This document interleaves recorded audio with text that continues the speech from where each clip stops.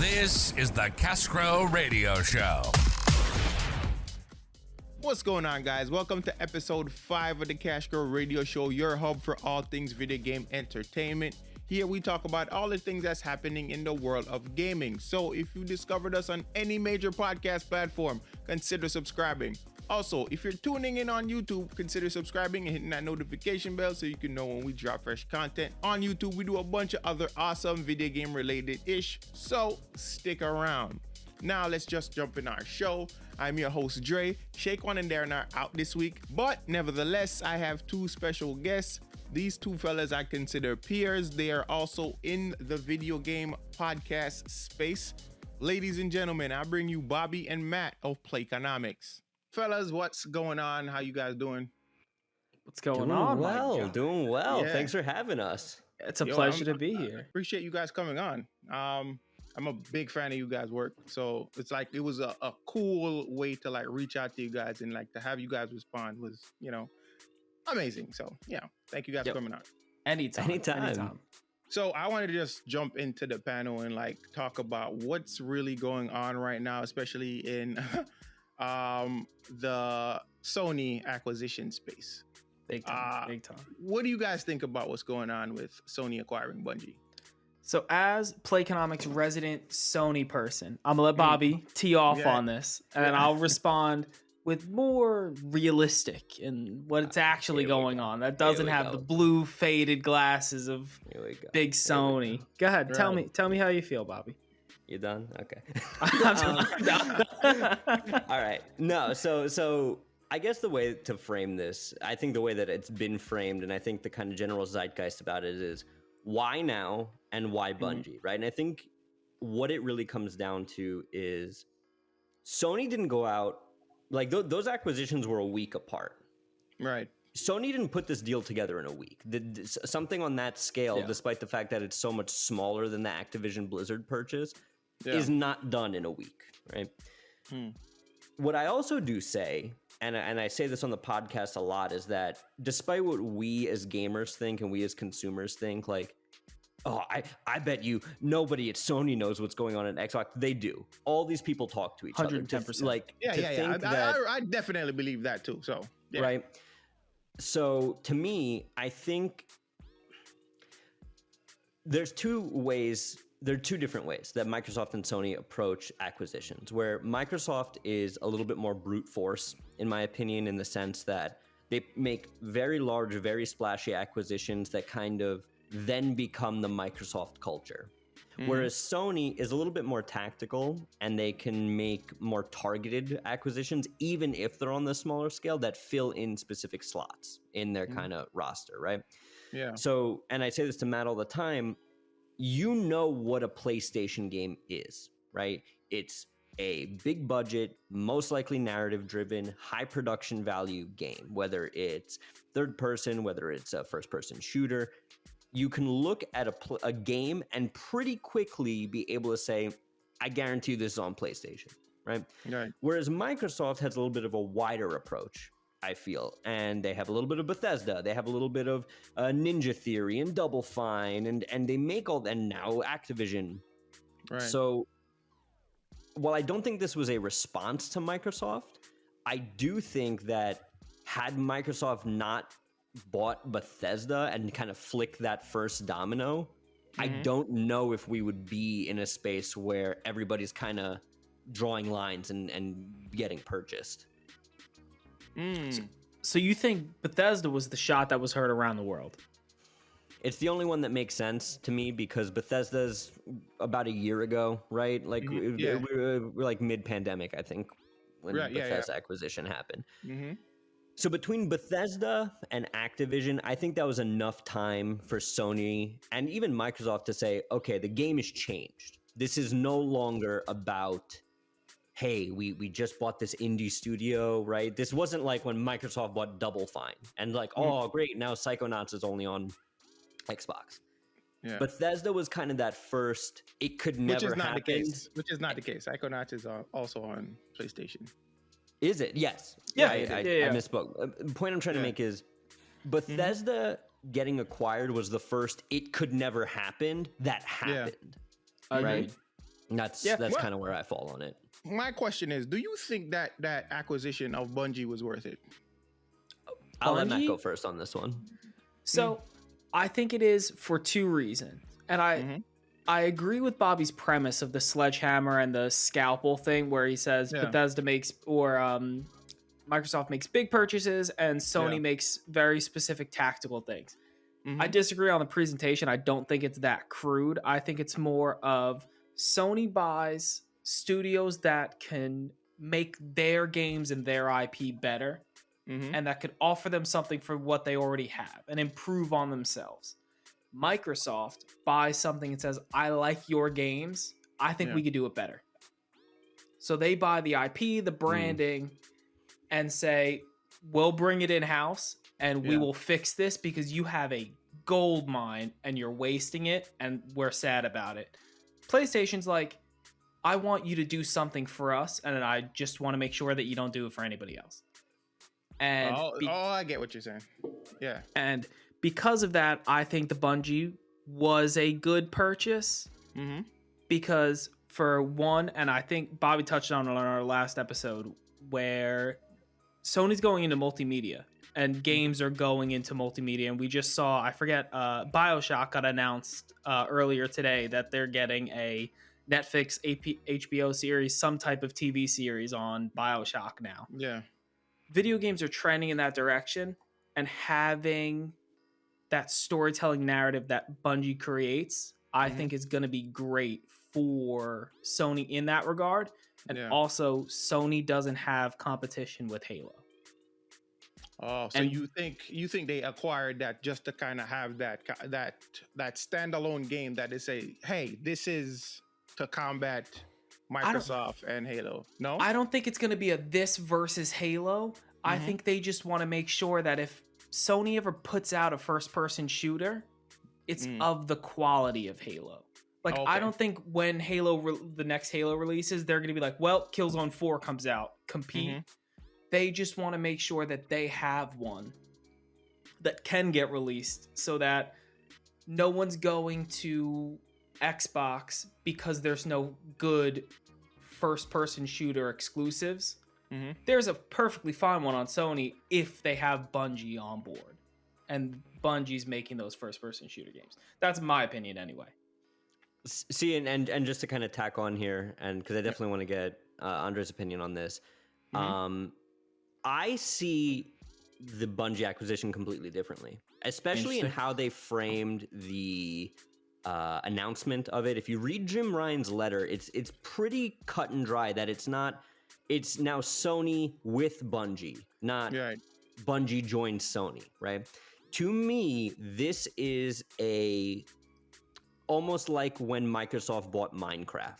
It's still multi-platform. It's still basically the same. There's really no material difference. It's being sold everywhere that you want to buy it, except that cut is now going to Sony, right? I think Destiny is two things for Sony. It's a revenue driver long-term. It's passive income, right? It's copies sold. It's microtransactions within the app. All that flows now through Sony.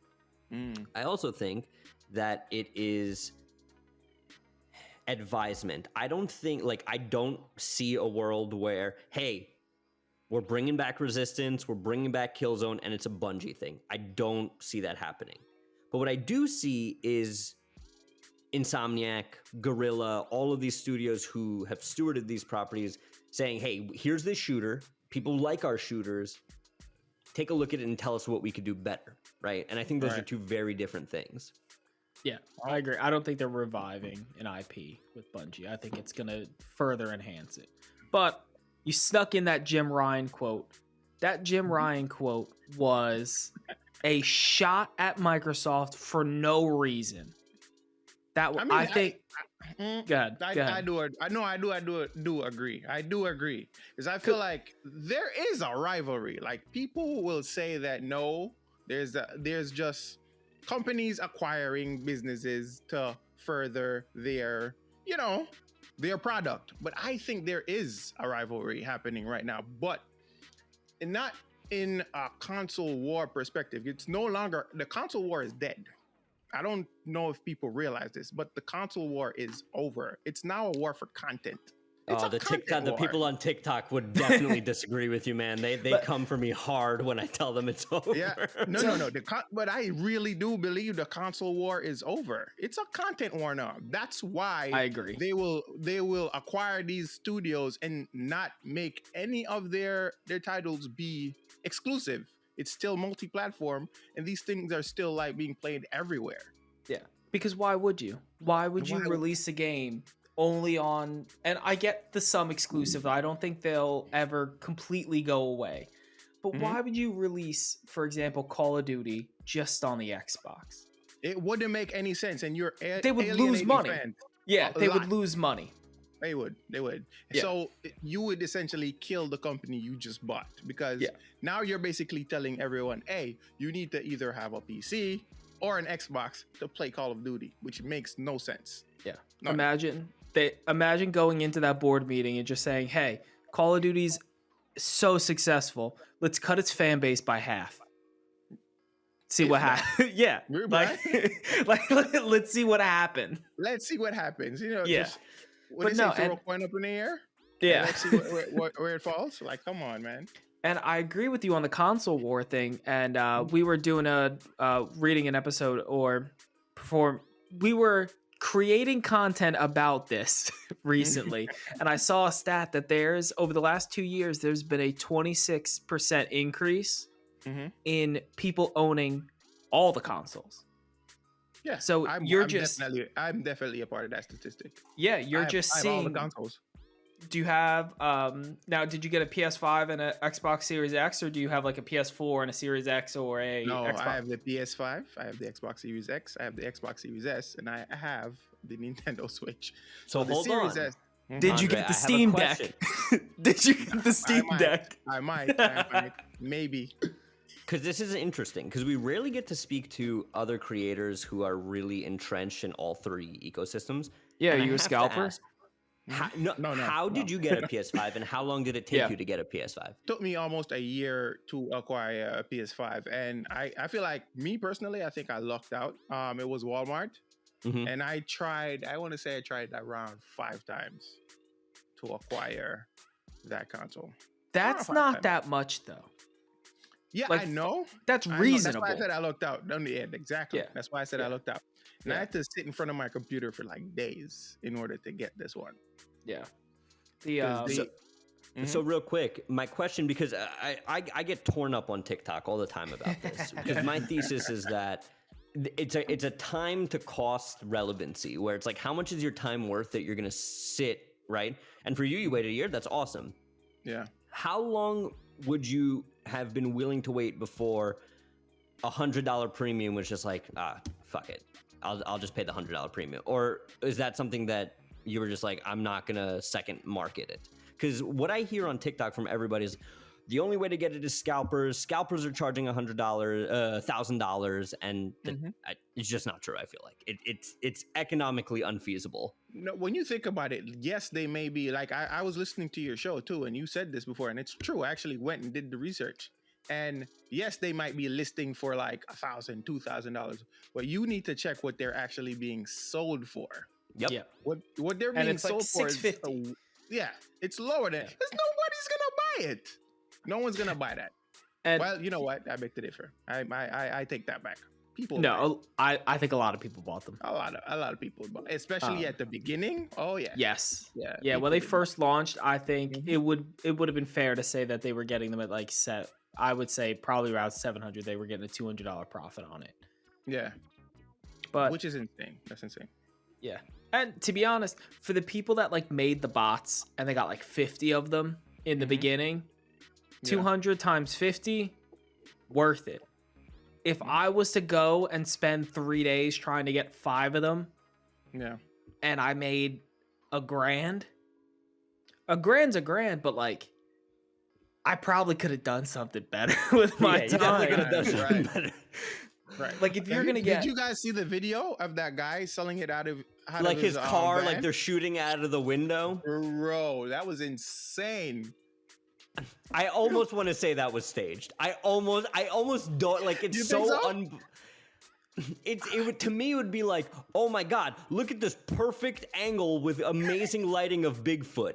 The camera just happened to be on at this exact time that we caught it perfectly. Insane. Oh, I mean, it definitely could be. I don't know. To me, if you ask me, you show me that, I'm like, those are all empty boxes. Those are all empty boxes because that's a real viral clip. Yeah, I don't know, but that's why it went viral though. Like, it's because of. I'm just saying we could make one. We could make a video. Yeah. 3D print some empty boxes, some empty PS5 boxes. And then, exactly. And then go viral. Yeah, just put them right next to the Picassos in the back of your car, Bobby, and then it blows up. Insurance fraud. We're not bringing the Picasso talk. Come on, Andre needs billions too. So right. Listen. Exactly. All right. When we're not being recorded, I'll let Andre in on the easy ways to make lots. Yeah, we could talk off camera. Yeah, for sure. Exactly. So one of my thoughts too with them acquiring Bungie, I feel like PlayStation is also thinking about, they're really pushing VR. Like VR is a big thing for Sony.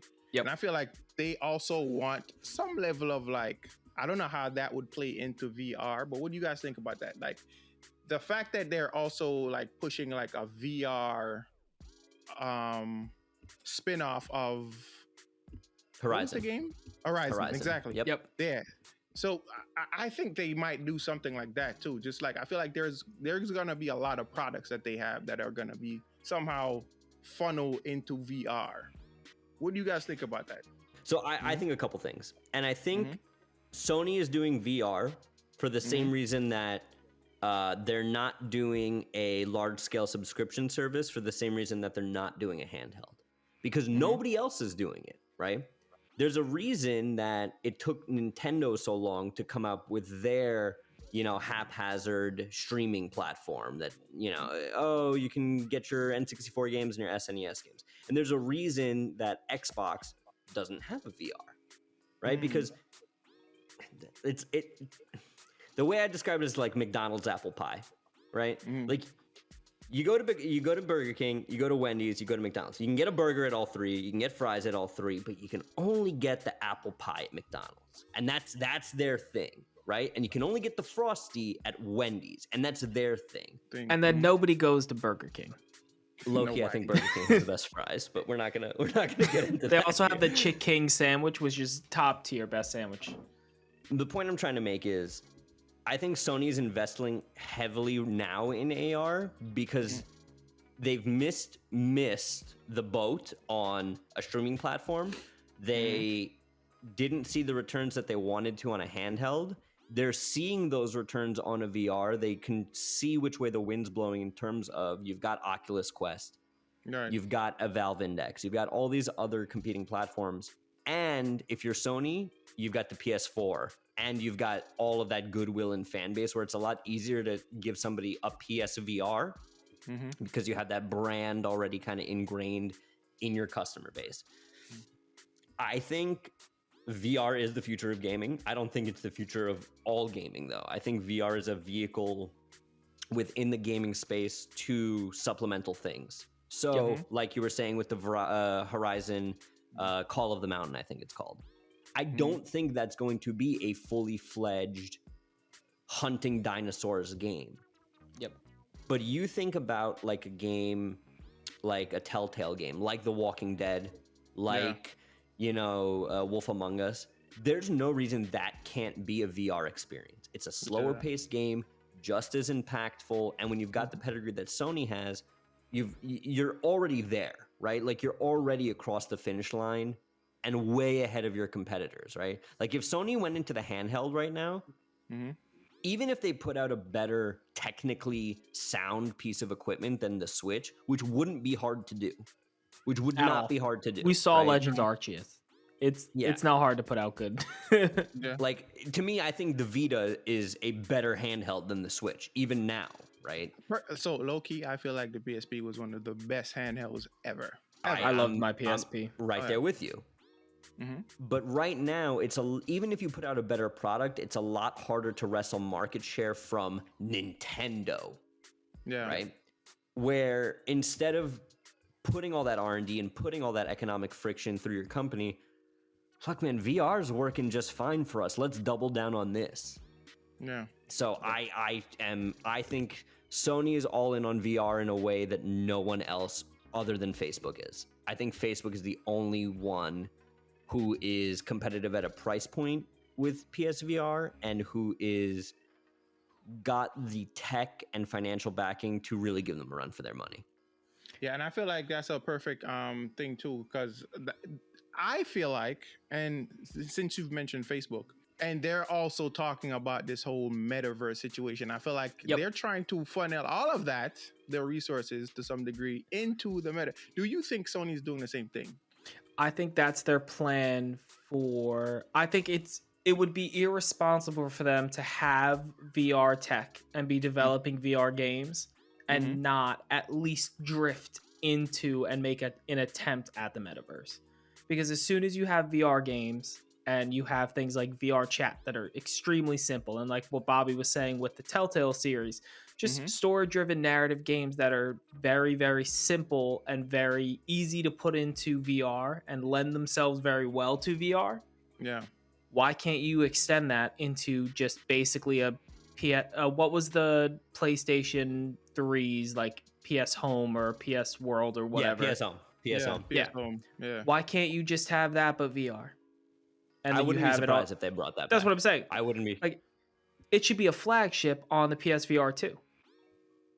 It's just a nice little social networking thing, kind of like Metopia for the Wii, where it's just an easy transition and it gets you very, very used to using the software without ever actually having to step into a game, so that by the time you're in a game, you're not frustrated that it's like, oh, I'm hard and not you, or it's hard and I'm not able to do this. My bad. But it's just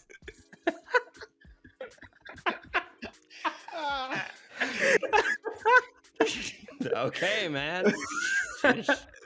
Andre's podcast is just it's too much for me. I can't handle it. However, you know what I'm saying. It's a nice transition from typical gaming into VR that has zero stress of a normal video game, that you then transition and you're used to their actual content. So I'll raise the stakes on that. I'll raise the stakes on that because I think on black. The thing that people are forgetting is that Sony owns and has staked through multiple funding rounds pieces of Epic. All Sony needs to do, yes, PS Home is great. Yes, Horizon Zero Dawn is great. But the next time Travis Scott or Marshmello or whoever else does one of these Fortnite concerts, Ariana Grande, all he needs to say is, hey, if you have PSVR 2, you can experience that in first person and look around. And then everybody would go crazy. You're right, bro. Yeah. Didn't Justin Bieber just have one? Justin Bieber, the next time there's something like that, that's the social hub, right? Like, could you imagine that logo of Fortnite, big time performer, whoever that is, and then right on the bottom is PSVR 2. You don't need to invest another cent in first party IP after that. Everything after that is extra money, basically. Yeah. That's crazy. Yeah, but I think you bring up a good point where like the main competitor is about to be Facebook. And it's not. So you think so you think the competitors are changing for Sony? Oh yeah, because I think, and I'm pretty sure we talked about it on a different podcast, where none of them are really competing with, like, they're obviously competing because they're all on console right now, but they're all trending away from consoles. Consoles, exactly, because Xbox is essentially trying to turn into a service. Yeah, it's going to be a cloud service where you plug a stick into the back of your TV or monitor or whatever, and you get all the Xbox games. If that, because some smart TVs already have or just the Roku app. Yeah. PlayStation's going VR, Nintendo's going handheld. Yeah. So what do you guys think about how do you think the metaverse is going to affect gaming moving forward? I think people have it backwards, right? I don't think the metaverse is going to affect gaming. I think gaming is going to affect the metaverse, and I think it's been doing that for a very long time. I think the reason that NFTs are popular is because the people who made them were in middle school and high school when Pokemon came out, and now we're in a position where they can create their own companies, right? Because if you talk to someone who is in their mid to late 40s, it's very hard to explain an NFT to them. But if you talk to anybody who has ever played a Pokemon game, forget the monkey smoking weed, forget the frog gifs, forget all that shit. All you have to do is say, have you ever played Pokemon? Yes, then you understand through and through the concept of NFTs. You have a digital thing that I don't have. I have a digital thing that you don't have. We will transact. Yeah. And the value of that digital thing remains in the ether. Yeah. Which is, you know what, too? There's a popular game that's like, I think everybody's talking about that, too. Axie Infinity. Axie's Infinity, and I do have to disclose I am an investor, heavy investor in Axie's Infinity. I'm deep into Axie's Infinity. Yes, I wanted to try it. I've never really attempted to do anything. Is it difficult to sign up or no? So it's not difficult to sign up, but Axie's Infinity is exactly what we were just talking about, right? Where it's that Pokemon type game. Speaking to the question you asked, I answered directly. I think that, gaming has been the metaverse for a while. People have been selling Fortnite accounts and World of Warcraft accounts with skins. That transaction, that pipeline where people have been doing business over digital goods has existed for a long time before people started making money on little pictures and stuff like that. And it's so close to just where an MMO is.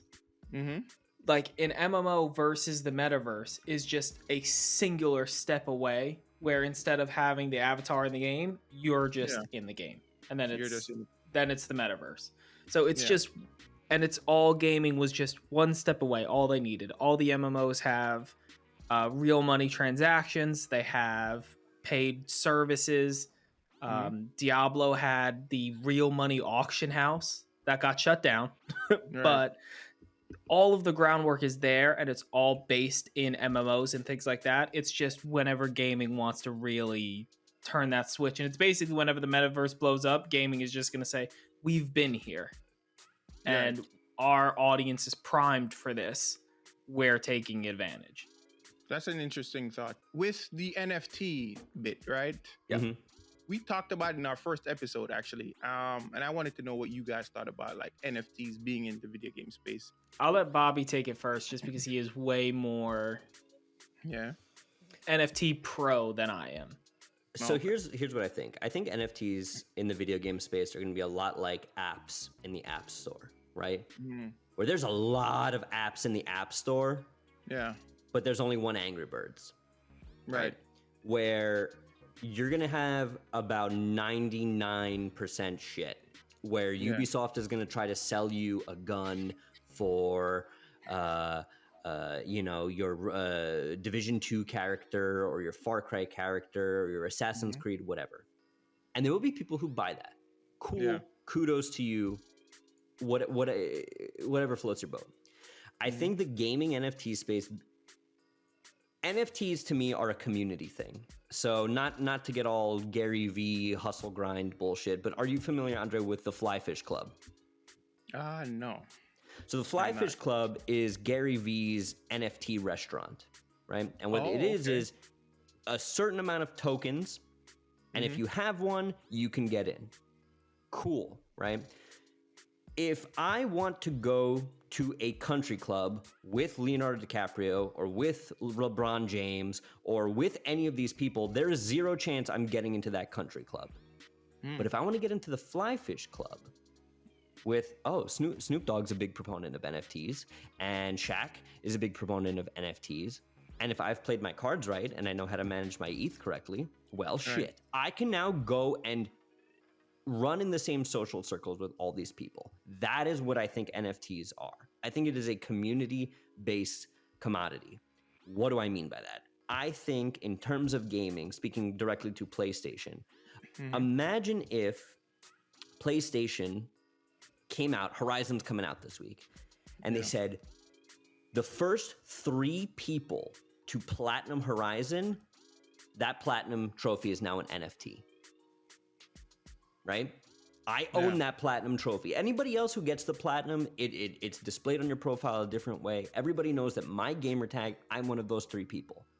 Well, I'm now connected to those other 2 people who are hardcore gamers, are passionate about the PlayStation product, can speak eloquently and about the same stuff.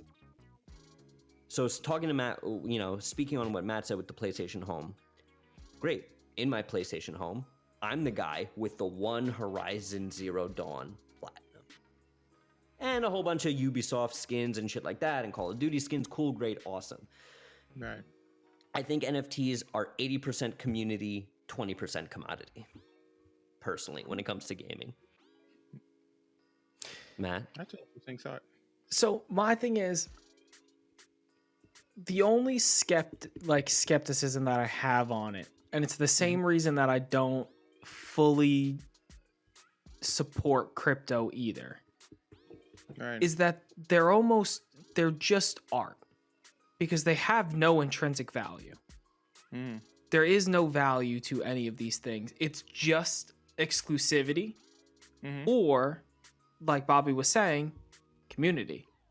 Things are worth money because there's no value. Sorry, Yeah. there's no value unless someone puts value on that product or on that NFT. Yes, and there's no physical use for it. So it's just it's almost like a dollar. A dollar isn't actually anything. It's our measure of transaction. It's how we make transactions. And I could see it going into that space or staying in art, where it's very exclusive, very expensive pieces of art that are just displayed digitally. And I could totally see some super NFT dude sitting in the pictures that I have over here. Instead of those being like paintings and little like art, little pieces of artwork, imagine each one of those was a monitor that showed your NFT in your house. Oh. And like, I've never thought of that. And that's how I envision it being shown off in the metaverse. So I basically think that you're going to walk into someone's metaverse house and they're going to have a bunch of smoking monkeys and Swampverse pictures on their wall. And how they earn them, I think, is going to be interesting. Because if it's just purchasing them through cryptocurrencies and things like that, I don't think I'll ever get into them. But if they are play to earn or special rewards for things, then I could see myself getting into them, because there's that level of I did this and I accomplished this. Yeah, right. I don't think I would ever buy one though. Like I would never buy someone's, and the same reason I never bought anyone's World of Warcraft account or Fortnite account. If I didn't get it, I didn't earn it, and I don't want it. But as I say that, in the room directly across from me, I have a wall of Funko Pops that is ever growing. You do. So You do have a lot of Funko Pops. I see the value of community purchasing, because the reason I have my Funko Pops vary in price dramatically. Some of them are like a couple $100 that I bought for 20, but now certain things happen and those go up in price. Some of them started very expensive and they go down in price because something similar got released. So I think you're going to see a lot of issues with your model where you get 3 platinum trophies and the first 3 people that platinum it get a new NFT because of saturation. So cool things like that are only cool if they remain exclusive. But if you get a reprint of the same NFT, it kind of loses its value, similar to the way that skins work in like Apex Legends. Like there's the Jade Tiger skin for Octane, came out season 1. Jade Tiger.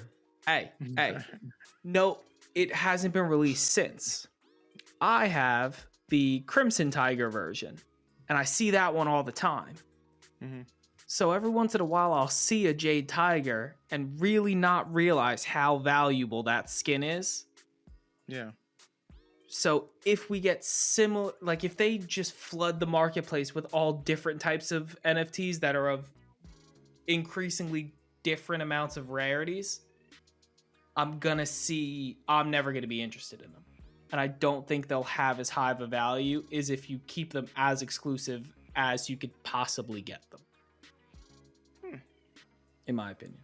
Yeah, I mean, it just depends on how, like, what their time base is for releasing them. Like, if it's, and I'm keep using the platinum trophies, and I don't feel like that's a good example of what I'm trying to get at.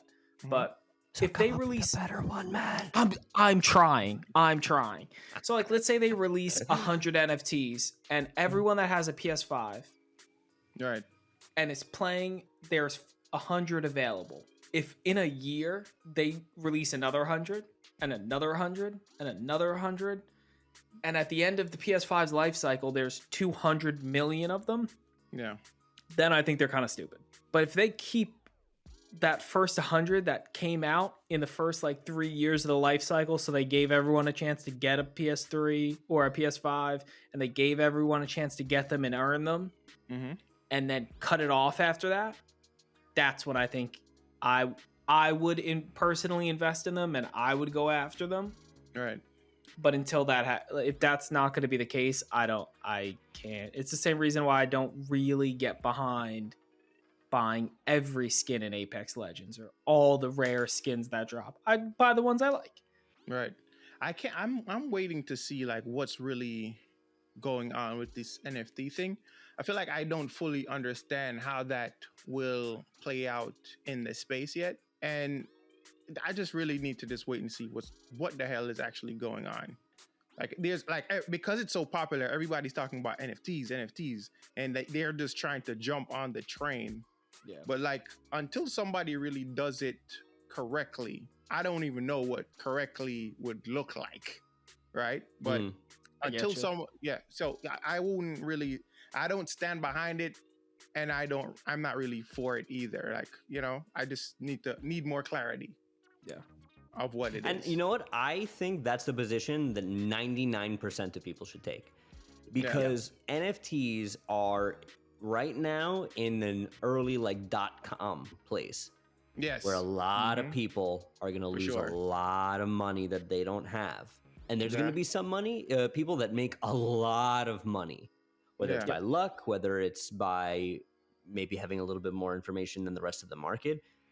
But on the whole, more people will lose in NFTs at first than will win. I think eventually it becomes a ubiquitous point within all industries. But like even to the simplest thing, right? Think about, forget gaming for a second. And this is not, I'm not about to sit here and tell your audience, my audience, anybody to do with their money. That's not what I'm going to do. What I will say though is I can see where the industry is. Right. And look where it's going and understand that NFTs are a universally applicable principle. Imagine if your ticket, the opening night ticket to Avengers Endgame, was an NFT. Your digital ticket. And everybody else who saw it, your ticket is a different color, has a different stamp. Do you know the amount of Marvel people outside of the ones who line up 3 days ahead already just to say, you know, whether it's their friends, their kids down the road, I saw Avengers Endgame day one, right? Like flip that around. Like imagine if like your parent came to you and was like, here is my perfect condition stub from the opening night of the original Indiana Jones. Yeah. Or Star Wars. So you're saying you think that NFTs are going to scale indefinitely and eventually they'll just be in everything. Just like everyone has a website, everyone... God. No, I said you see NFTs permeating all different kinds of markets, right? Like you see it permeating real estate, you see it permeating different financial sectors, and I think... Music, and I think gaming is the easiest point of entry for most people because it's the easiest thing to grasp, right? It's a Fortnite skin, it's a Pokemon, it's a digital commodity. Right. But I do think that, like it or not, commoditizing everything is the future. Like, so you think NFTs are here to stay? I think it's one of those cans that once you open, you can't go back. Right? Like, once like the rewind the clock back all the way, like once the one caveman realizes that he can trade the rock for the acorn, nobody's ever not going to trade rocks again. That's happened. It's a universally understood thing at that point. Scale that, forever, whether it's been good or bad. Once that dam is broken, I don't see in 10 years us sitting here being like, remember NFTs? Like NFTs aren't the beeper, right? Yeah, it's interesting you say that too, because when you think about DLCs, we talked about it before. When you think about DLCs and where it started, a lot of people thought it was going to be a fad and it wouldn't last. And look where we are now with DLCs. I 100% agree. And you know what? DLC, I think, is a perfect example, right? Because think of how many iterations DLC has gone through just within our collective gaming lifetimes, right? It started with paid DLC, which everyone was up in arms about. Then we had Day One Pass, which everybody fucking hated. Then we had episodic DLC. Then, I guess I'll pay for only half the game and then pay full price for the rest of the game when the DLC comes out, right? Right. So the can is open. It gradually became the norm. Yeah. Yep. Yeah. See, I disagree on the NFT front. Because I think people right now are conflating this to, in the future, this could be an NFT, this could be an NFT, this could be an NFT. And those things are going to happen, but it's not necessarily an NFT. Like, you can still get your digital ticket to Marvel Endgame and it not be an NFT. It could just be a digital ticket that you have and you can display. Right. So it's just... I think those things are going to happen, and people are kind of future telling by giving those as examples, because the world is just trending digitally, and eventually, go ahead. No, what I'm saying is digital collector's items have been a thing for a long time, but now it's more, I don't know, it seems more of like trying to place a lot more value on this item than it actually has. Yeah, and I really think that the current iteration of it, and I could be completely wrong, and I'm not invested in NFTs at all. I most likely will not be in the future. I think they are a 100% in their current iteration, a scam. And I think a lot of people got rich quickly on them because they are cool. I don't think there is a lot of money to be made left. I think the people that made their money have made it. If you're trying to make money on NFTs right now, you're shit out of luck. But I think that it's gonna end. People are gonna have that money, and it's still gonna go on in a different form. I think in this specific, the like little monkey pictures and the things of this simplicity will end. And it's just going to be different iterations of this moving forward. So it's not going to be the day one DLC things anymore. It's just going to be, we're going to have tokens for like electronic purchases and electronic memorabilia that are then resold and have resale value. So we're going to have electric Funko Pops and things like that. Not necessarily things on the blockchain, which I don't really understand in that way. And I don't think they're going to align. You're a boomer, Matt. Fuck. Because when you think about it, even a lot of companies are either for or against it. Like we were talking about GameStop. Ubisoft. GameStop yes. Also, they actually want to create NFT store. And I don't know what that would look like, but now that you said that, I kind of can see how they could play into it. Do we trust GameStop? Anybody here? Really, but yeah. Really. No. Those are the kind of people, like, those are the things that are pushing NFTs, and that's why I don't believe them. It specifically when GameStop got into them, I was just like, well, this needs to be a scam. This has to be. And if all NFTs are not a scam, this one is a scam. This one in particular, are going to take unsuspecting people's money, and in their boardroom they have NFT equals scam. Scam. And Dollar sign bag of money. And it's in a pyramid. Like it's just the whole thing is like inside of a pyramid diagram, and they're just like, pyramid scheme? No. Flip it on its side. Still a pyramid. Here's what I will say, not to belabor the point. I don't think the future of NFTs is Ubisoft Quartz. Even my platinum trophy idea thing, I don't think is the future of NFTs in the gaming space. For the same reason that I said about the App Store, right? There is a reason that Uncharted and Horizon Zero Dawn or Call of Duty Mobile or PUBG Mobile are not the biggest game on the App Store, and Angry Birds is. There will be an Angry Birds. There will be a Candy Crush. There will be a Cut the Rope, Flappy Bird. It's for as close to the goalpost as all of these big companies are. Like I tell Matt all the time, like Roblox and Minecraft tomorrow could make more money than God by implementing a commodity-based service within their game. Like they're there. They're this close. I agree. But if something as viral and easy and pick up and play like a Angry Birds, Flappy Bird, any of those games that we all remember that were a moment, right? Like remember when Candy Crush dropped and you couldn't go anywhere on the bus, on the train, and people didn't have Candy Crush in their hand? I was one of them. Yep, we all were. Yeah. That's what it's going to be. No one out there right now is going to be the large scale adopter because it already is a thing, right? You're trying to get people to buy into a concept on top of something that they already love, right? So unless you're a little kid who all they ever knew was Minecraft with NFTs, if you're anyone with any semblance of financial literacy, well, shit, I don't play Minecraft for NFTs. But there's this new thing, and it's got NFTs, but it's new.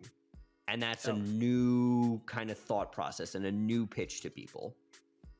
Just like Axie Infinity that we spoke about. Exactly like Axie Infinity, yep. Which I'm on their website right now. It's awesome.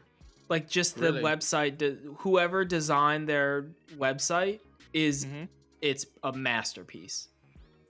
You like to go check it out. Yeah, you like scroll. It does have a very good UI to it. I agree. Yeah, like you scroll down and like I'm gonna do a poor job describing it. It's really, really cool. It's almost like you're like on an Apple website, like when a new Apple product drops and you scroll through and the whole website changes around. It's very well done. I know exactly what you're talking about. Oh, it is, and it's very pretty. Right? It's awesome. It is. Oh, wow. Yeah, you went through the window. You went through the window. Yes, exactly. Yeah. That was crazy. Yeah, I know. I'm definitely gonna look into this after the show, just because their website got me. Oh, for sure. I'm definitely doing that too. Sucker for marketing, people, right? Oh, I mean, like, Axie, sponsor both of us. I mean, right? Like, we're here. Whatever. We're here. Exactly. Waiting. Beautiful. Playing your game. I mean, I don't think we have anything else. You guys kind of like breezed through the question, guys. This was pretty cool. Yo. Oh, well, yeah. Look, I mean, I always like to ask, what are you playing right now? What are you excited to play right now? Thank you. What am I excited to play? Me personally, Sifu is kicking my ass, but it's a very good game. Yeah. Sifu looks cool as shit. It's on the list. Yeah. I started streaming it this past weekend. That was a shit stream, but it was fun. It was fun. Nice. What about you guys? What are you guys playing? Are you pumped for Horizon? I gotta ask because you have a PS5. I am. Take a seat. All right. I'm just off the podcast for a second. It's cool. I'll be over here. It's all right, guys. I'm still playing Halo. Great. You and the other 4 people still trying to get into those playlists that they never added. I can play with you. Remember, I can play with either one of you guys. 5. See? We got 5 players now. We make it happen. We get the whole fire team. But Okay. What I'm assuming you're also hyped for Elden Ring, right? Like this February is out of control. So I have a few friends that are like telling me, "Oh, I need to get Elden Ring day one because it's like co-op. They has co-op." And I'm like, Oh. what? Have you ever played a Souls game before? I have not. They're Okay, gonna so hate here's what you. I would. So here's what I would know. So here's what I would recommend. They're not for everybody. Mhm. They might be for you. They weren't for me the first 7 times I tried them, and on the 8th time, it clicked Right. for me. The You have a closest I PS feel like I played a Souls game would be probably the Star Wars, the Jedi Fallen Order. Okay, so a lot you- of people compared it to. No, you're right on the yeah. money there, where it's like the same Yeah. concept of you die, you come Yeah. back, you lose some of your Yeah. shit, the enemies are reset, right? Right.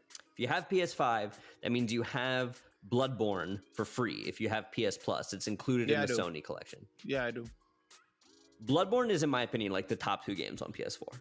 I highly recommend before you drop the 60, $70 on Elden Ring, play Yeah. Bloodborne and just see how you feel about it. Okay. All right. I will. I'll definitely check it out. Definitely. But yeah, Horizon looks out of control. It does. Like, it looks insane, and I can't wait to play it. I'm really sad. Yeah, man, you should probably get a PS5, man. I mean, at the very least, you can buy a PS4. They're still selling them. I've been I trying mean, to get Sony- him to buy a PS4, man. He won't I'm not do buying it. I'm not I buying mean, a PS4. Sony is still pushing them to market, so So, okay, so here's a question for you. If you don't mind, I'll ask you a question on your podcast. You on your last episode or 2 episodes ago, you guys discussed this of why Sony is still pushing PS4s to market. You had a very interesting take. So, my question to you, if you wouldn't mind reiterating, sure. why and what is Sony's strategy for continuing to sell the PS4s and making such a big deal out of it? I feel like they're trying to keep people in their ecosystem. That's really it.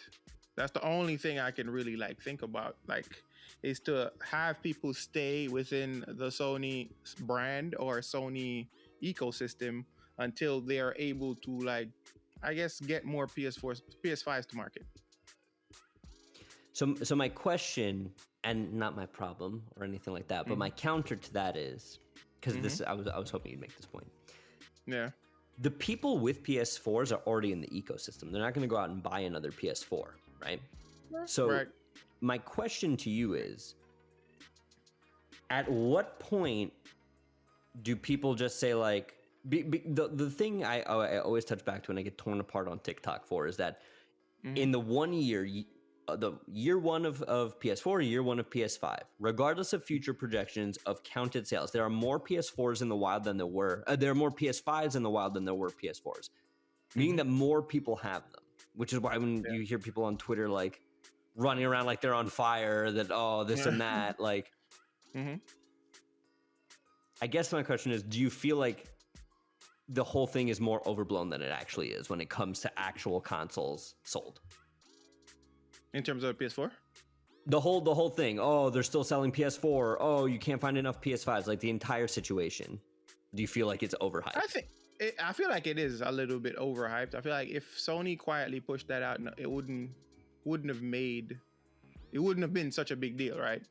And I feel like it's because the PS5 is already out there and people can't get their hands on them. So now it's a bigger thing, right? So I get what you're saying. Like, people who already have a PS4, they're already in the ecosystem. They're not going anywhere. So I don't know. I don't really necessarily get why they would continue to push that. That's where I'm kind of confused about. Like, why would they still push that out and not try to like find other means of creating the new hotness, which is the PS5? So I think we talked about it on our podcast, is that we come from a very privileged area of the world where we get the latest stuff. Right. And I think what me and Bobby came to the conclusion of is the people that they haven't even upgraded to a PS4 yet is why they're emerging markets. Yeah. So that's where these systems are going. And to be honest, I worked at GameStop years ago during the like peak of Xbox, the Xbox One.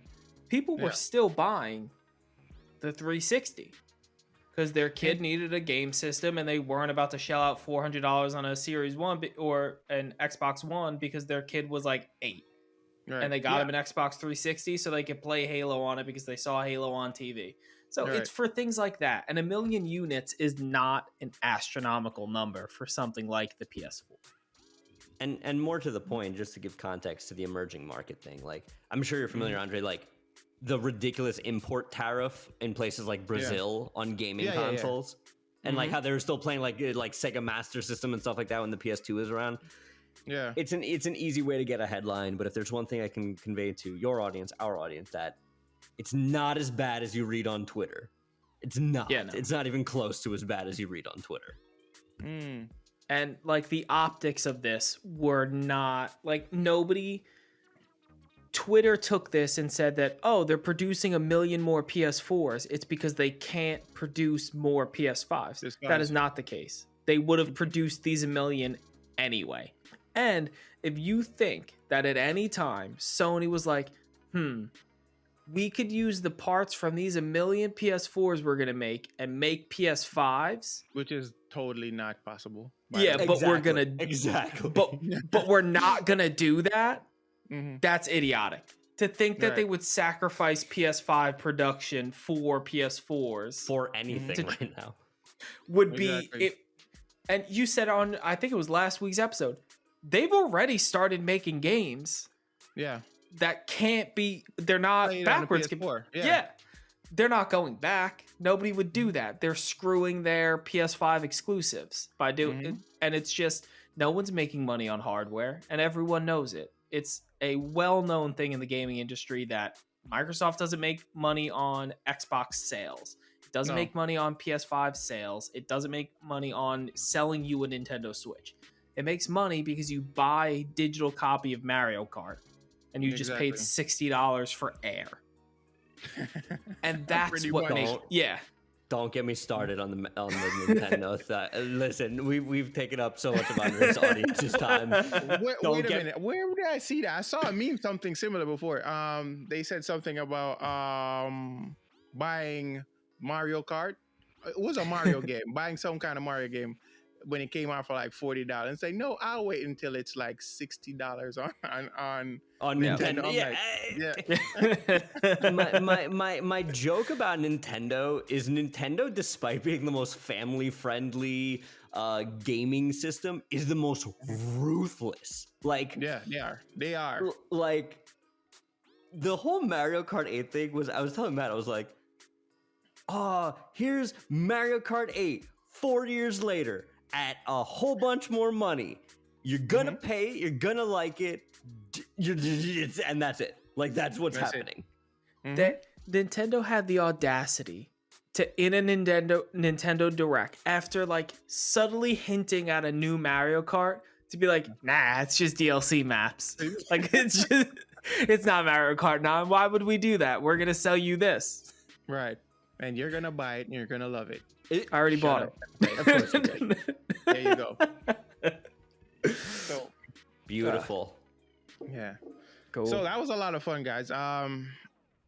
We should do this again sometime. Andre, this was great. Thank you so much for making the time here. We would love to have you and the guys on Playconomics. Anytime you guys want, we would love to have you guys on an episode of Plus, hang out, talk about what's going on. This was a great time. Yeah, once we all assemble, we can figure something out. We just work it out, you know. At worst case scenario, maybe we could all just play some games together. 100%. We can. Like, again, I'm available everywhere, so you just type in Kashcroe. We're Kashcroe everywhere. I'm not even kidding. Beautiful. Everywhere. We'll make it happen. Yeah. Cool. So you guys stay in touch. What do you guys? Do you guys have any special announcement? You got anything before we go? Bobby, plug us. Yeah, I mean, if your audience loves breaking down the business behind games, getting some financial context to industry trends, they could find us at Playconomics, Apple, Spotify, YouTube. We're big on TikTok, where people love to tell me what a piece of shit I am and how wrong and how I can't do math. So if you're one of those people who would love to explain to me basic financial principles, let's talk in the TikTok comments. I have a lot of fun. And that's what I do on my morning coffee. While I wait for my morning coffee to brew, I read that user AJ6543 says, to me, this guy is an idiot. There are no PS5s available. And I look at that and I say, he subscribed. He liked Get right. it, you know? Here's somebody I could teach. Yeah. Here's somebody I could teach about basic laws of supply and demand. In all seriousness, though, anywhere you can subscribe to media, Playconomics, we're on there, and give us a shout. Tell us where you're from. Tell us where you heard us. We'd love to have some of your audience. We'd love to give you some of ours. Yeah. Awesome, guys. Thank you guys for coming on. Really appreciate it. Anytime. Yeah. Oh, we should trade information after the show. Definitely. Sounds good. Cool. All right.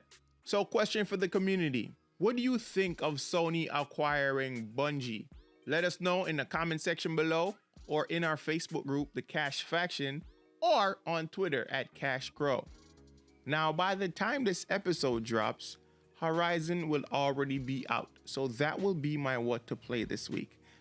I'm not going to say much about it, but if you haven't played the first game yet, you should check it out before you jump into Forbidden West. I feel like there's a lot that you kind of have to know going in, or you could just check out a YouTube clip or something just to kind of like fill you in. But Horizon's a very beautiful game. The graphics are amazing. Amazing story. I like the gameplay mechanics. I feel like it's kind of lacking when it came to combat, but it's a great game nonetheless. So you guys should really check it out. And that will be my only what to play this week. Why? Well, because I think that game's going to take up a lot of your time. No gameplay of the week, but as a reminder, you can send us your clips or links to your clips at the link in the comments below. All right? Don't you want to show off your awesome gameplay skills, bro? Like, come on, man. Next up, we have our quote of the week, and you know how we do it. It's with a video game twist. Now, check this one out. The right man in the wrong place can make the difference in the world. G-Man. Half-Life 2. Now, that's it for today's show. Thank you guys for tuning in. Thank Matt and Bobby for coming on. I appreciate you guys doing that. But until next time, be safe, be awesome, and like always, play on, play out. Peace.